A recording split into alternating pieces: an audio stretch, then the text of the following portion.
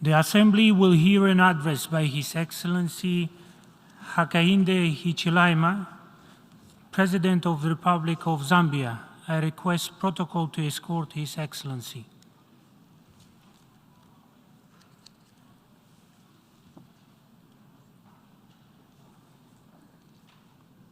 On behalf of the General Assembly, I have the honor to welcome His Excellency Hakainde Hichilema, President of the Republic of Zambia, and to invite him to address the Assembly.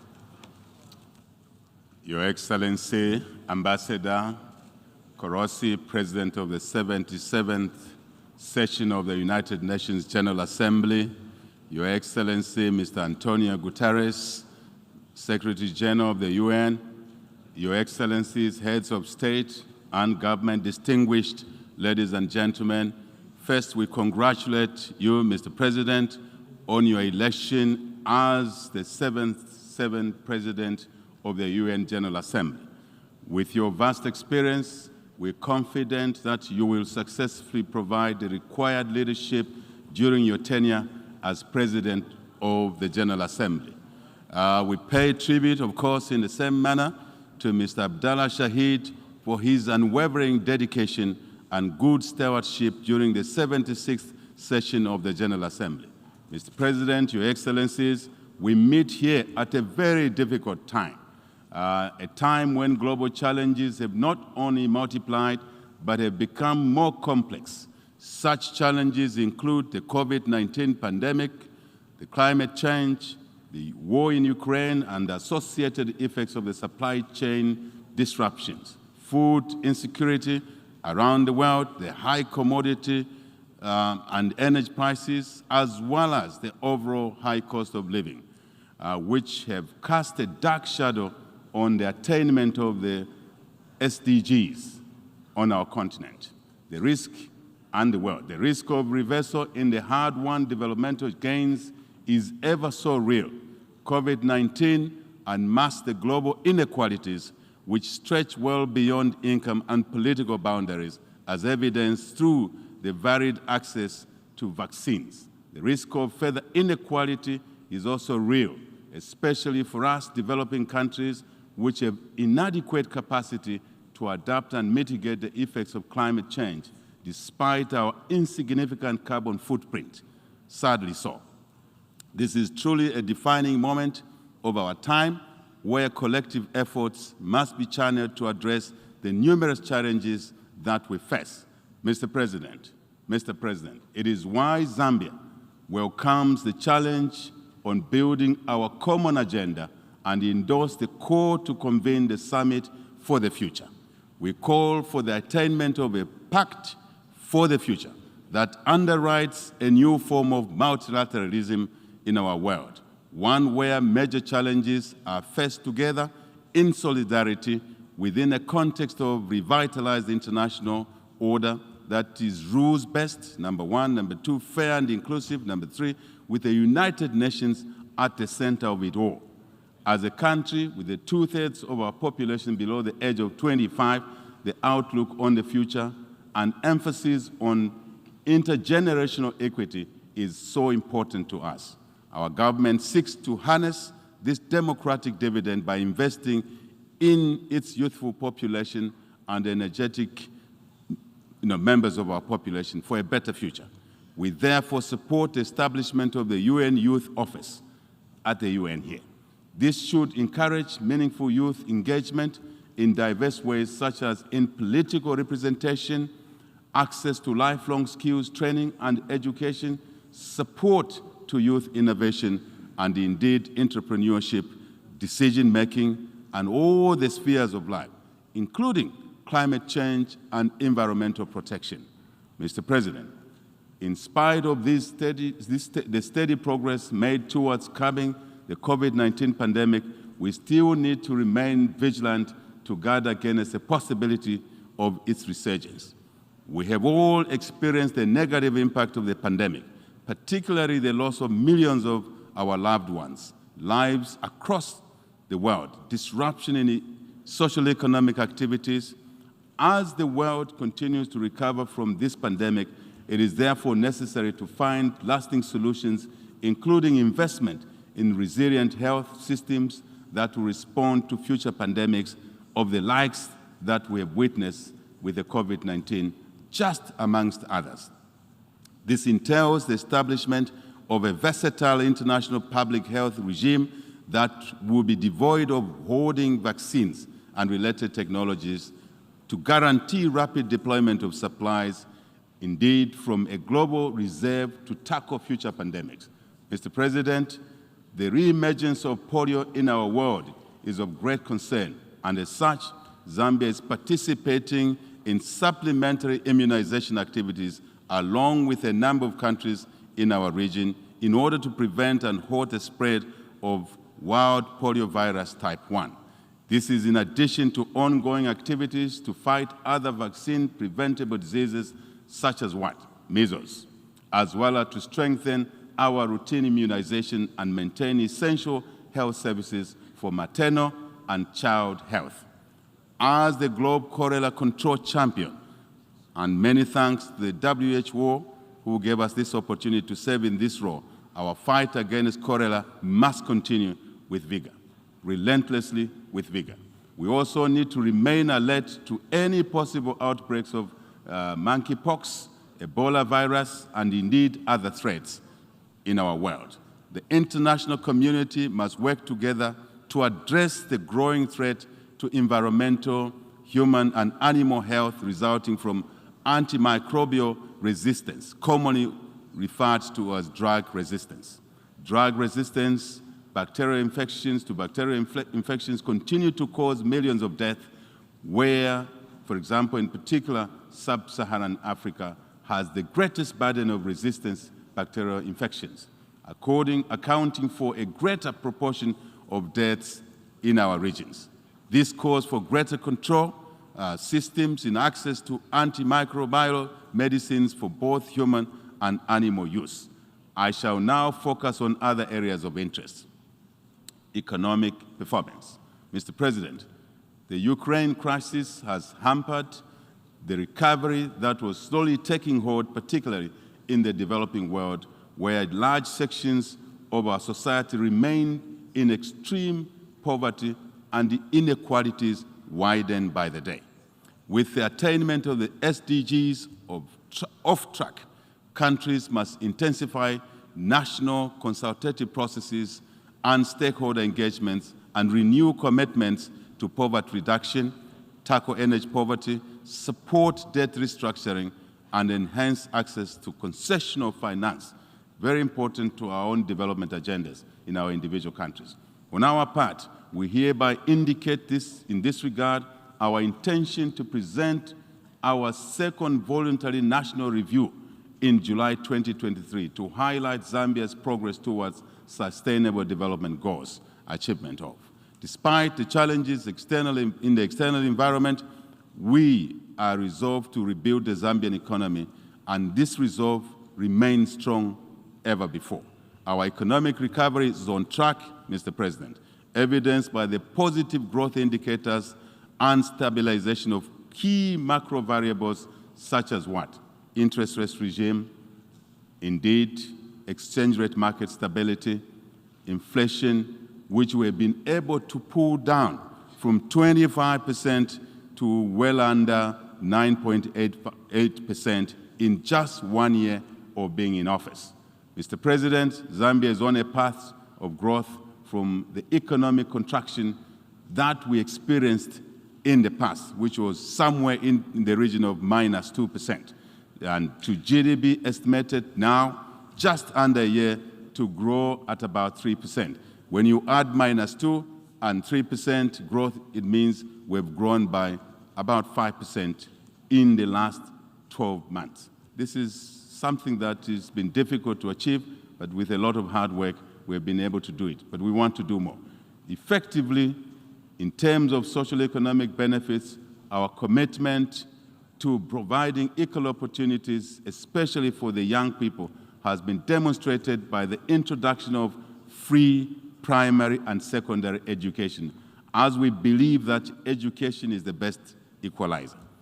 Education is the best investment. Education is the best inheritance, without doubt. Consistent with our pledge to invest in human capital, we have recruited over 30,000 teachers, 11,000 health workers in 2022 alone. We are decentralizing, Mr. President, our service delivery and have increased the allocation of Constituency Development Fund by over 1,000 percentage points in our first budget in office. Just the beginning. Expenditure of these funds at community level is meant to ensure inclusive and sustainable economic growth that will support SME development and employment creation across all our 10 provinces, 156 constituencies in our country. I'm pleased to note that we have reached, in principle, agreement with our creditors under the common framework to restructure the national debt which we inherited, and have effectively concluded an IMF deal based on our more important homegrown economic transformation plan. We say many thanks to the International Monetary Fund, to the World Bank, and basically the UN system and other cooperating partners for your support. Climate change. Mr. President, the adverse effects of climate change have continued to ravage our planet. In addressing the emerging global crisis on climate change, allow me to cite a situation in Zambia where recently one half of our country experienced total crop failure due to extreme drought, and another half of our country experienced floods in one season. This is obviously not normal. Climate change, negative effects. Such extreme weather events are a timely reminder of the grave consequences of climate change. We therefore need robust solutions and cohesion in our approach at the global and regional levels to address effects of climate change, without doubt. As chair of the African Group of Negotiators on Climate Change, Mr. President, Zambia calls for enhanced global efforts in addressing climate change, which should include increased financial support for countries with limited resources to mitigate, indeed, to adapt to the effects of and negative climate change issues. Zambia has mainstreamed the green growth and climate change, proofing it in the current National Development Plan, which has articulated broad policy measures on transitioning Zambia into a climate resilient and inclusive green economy over time. 3, gender. Mr. President, Zambia has continued to build on the efforts of attaining gender equality and inclusivity in various sectors of our society. Based on empirical evidence, women empowerment and poverty alleviation are positively correlated, I must say. It is therefore imperative that we dedicate corresponding efforts to ensure that gender disparities are curtailed at all levels. Mr. President, Zambia, under our national gender policy, has been implementing affirmative action in favor of women and girls to ensure that their full potential is realized not once but all times. Ending child marriage. Mr. President, to complement these measures, Zambia is championing the campaign to end child marriage in Africa and, of course, in the world. In the same vein, we are proud to inform this Assembly that this morning, Zambia, Canada, and other cooperating partners held a side event to galvanize support and review commitment from the international community towards ending child early forced marriages. With the assurances made during this event, we are hopeful that we shall be able to achieve the Sustainable Development Goal of Gender Equality, Target 5.3 in our programming that aims at eliminating this harmful practice, without doubt. International peace, security, and stability. Mr. President, the world at large has grappled with growing instability and insecurity within the last year, and the effects have been felt by millions of people around the world as lives and indeed livelihoods have been lost across the world. Zambia believes that without peace and stability, our joint developmental efforts are in vain, totally in vain. As such, we are committed to remain strong advocates of peace and stability in Southern Africa and the entire African continent and the world over. Our guiding principle is that instability, Mr. President, anywhere is instability everywhere. This reminds us that ending war and conflict is not only the responsibility of those that are directly involved in the conflict, but it's a shared obligation of every global citizen and indeed every nation. I mean all of us without exception, Mr. President. We cannot afford to allow instability to derail our programs, noble programs to better the lives of our people. We therefore take this matter seriously and shall continue to actively participate in efforts to restore peace in all the troubled regions of our global village. As the incoming chair of the SADC organ on politics, defense, security cooperation, Zambia prioritized the restoration of peace and stability in our own country, to start with, and the region. As it is said, Mr. President, charity begins at home. At the continental level, Zambia remains engaged and committed to the efforts of the African Union, the United Nations in promoting peace in various conflict areas around our global world, our global community. Going forward, our UN system should, we argue, Mr. President, tilt more efforts towards prevention of conflicts, which is more cost-effective and palatable, I shall say. Zambia, as a signatory to various disarmament treaties and conventions, remains committed to promoting global peace and security. Mr. President, Zambia joins other governments in expressing particular concern about the ongoing war in Ukraine. As we stand with all those affected, both inside Ukraine and in the neighboring countries, we also take this opportunity to stress the far-reaching negative consequences of this war, particularly on the prices of food across the world, fuel, fertilizer, and other key commodities. War in any part of the world, Mr. President, has a damaging effect on economic activity, which derails our collective fight against poverty and hunger. Mr. President, a few months of war can erase decades of progress. I shall repeat this. A few months of war can erase decades of progress. And I think we need to take note of this. We therefore categorically condemn war anyway, and we continue to urge all parties involved to pursue diplomatic solutions to conflict resolution. Let me repeat, our UN, and I want to emphasize this, our UN should continue with its peace efforts in this particular conflict, and your efforts, Mr. President, our collective efforts, are well recognized, and thank you for that. UN reforms. Mr. President, we wish to stress that global ambitions toward peace and security largely depend on the effectiveness of the United Nations Security Council.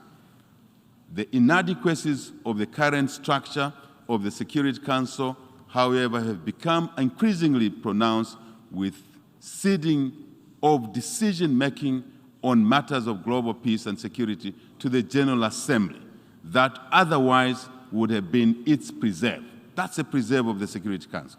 But this burden is now pushed to the General Assembly. I think this is not correct. This brings to the fore the need for the long overdue reforms of the UN Security Council. We appreciate the call from President Biden for greater inclusivity in the Security Council. We therefore continue to advance the African common position as espoused in the Ezulwin Consensus and the CITES Declaration to ensure the effectiveness, credibility, and legitimacy of our UN Security Council. In conclusion, Mr. President, we wish to reaffirm Zambia's commitment to the fundamental principles which the United Nations was founded upon, which safeguard our shared future, indeed, of peace, prosperity for all nations, not for some nations, I shall emphasize, but peace and stability and prosperity for all nations. Mr. President, I thank you for your kind attention. On behalf of the Assembly, I wish to thank the President of the Republic of Zambia for the statement just made, and I request protocol to escort His Excellency. The Assembly